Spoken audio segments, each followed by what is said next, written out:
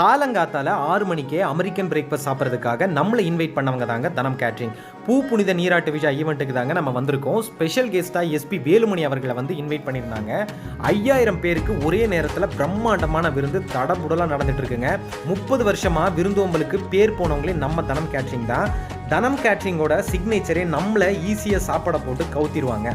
இவ்வளோ வெரைட்டிஸ் வெஜ்ஜில் கொடுக்க முடியுமா அப்படிங்கிறத இங்கே வந்து தாங்க நான் தெரிஞ்சுக்கிட்டேன். அதுவும் நான்வெஜ்ஜுக்கு ஈக்குவலான பன்னீர் டிக்கா நான் இங்கே வந்து தாங்க சாப்பிட்டேன்.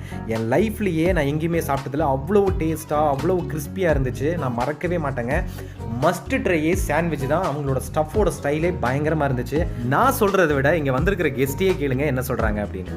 எங்களோட சர்வீஸ் ரொம்ப சூப்பராக இருந்ததுங்க. ஃபுட்டோட குவாலிட்டி எல்லாமே சூப்பர்.